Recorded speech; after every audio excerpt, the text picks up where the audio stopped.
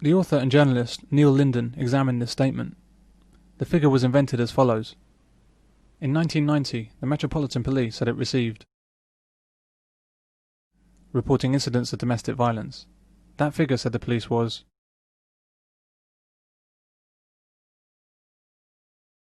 they took figures from 2 poverty-stricken boroughs, and poverty is one of the major causes of domestic violence, and extrapolated those figures across the whole of London.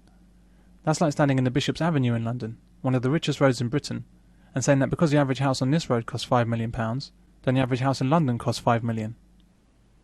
In 2005, the London Borough of Camden had 22 murders, but Kensington and Chelsea had only 4. Would the police choose to extrapolate the Camden figures across London and state that about 22 murders occur in each borough every year? Of course not. That statement would not only be inflated and plain wrong, but would also reflect rather badly on them. But for domestic violence, and only for domestic violence, they do generalise from the worst areas. Of these 25,000 calls, how many would you guess involved the same individuals more than once? How many complaints were of the threat rather than the reality of violence? How many incidents are reported by men living with women? You'd have to guess the answers to these questions, because the facts are hard to find. For instance, Scotland Yard acknowledges that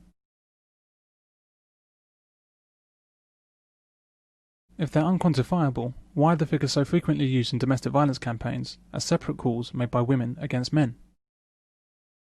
At the same time as this, the feminist criminologist Susan Edwards wrote,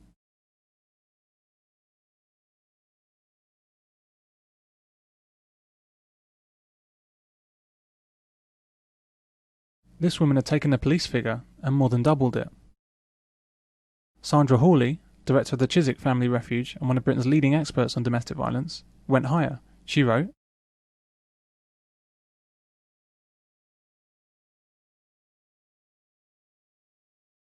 so Hawley saw fit to double Susan Edwards' figure, which was double the police figure, which was itself a poor guess. Rosalind Miles, bless her, then took Hawley's figure even further. In her book, The Rights of Man, published in 1991, she wrote,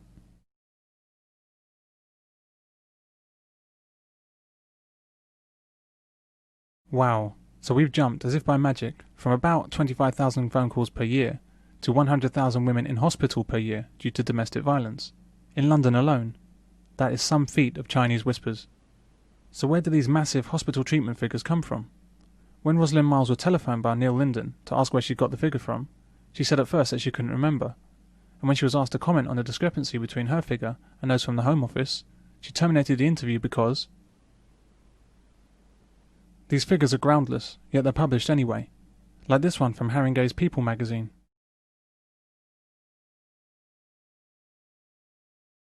Excuse me? A massive mother killer? I looked at the mortality figures for the UK. The government tells us that 2 women a week are killed due to domestic violence. But 350 women a week die from pneumonia. If only 1% of these women are mothers, that's still 3 or 4 per week. And that's just pneumonia.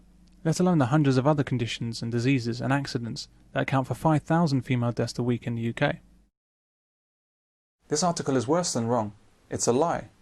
I emailed the woman that wrote this article to ask her where she got this shocking information from, but she didn't reply. Her name's Deirdre Cregan, and she's a domestic violence coordinator for Haringey Council. There's no possible justification for a domestic violence coordinator in Haringey, or anywhere else for that matter.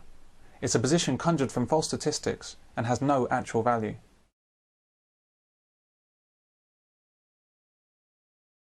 Yet the residents of Haringey in London are forced to pay for her salary and fund her pension, pay for her holidays and her staff, so that she can coordinate the huge problem of domestic violence in Haringey. A huge problem that doesn't actually exist.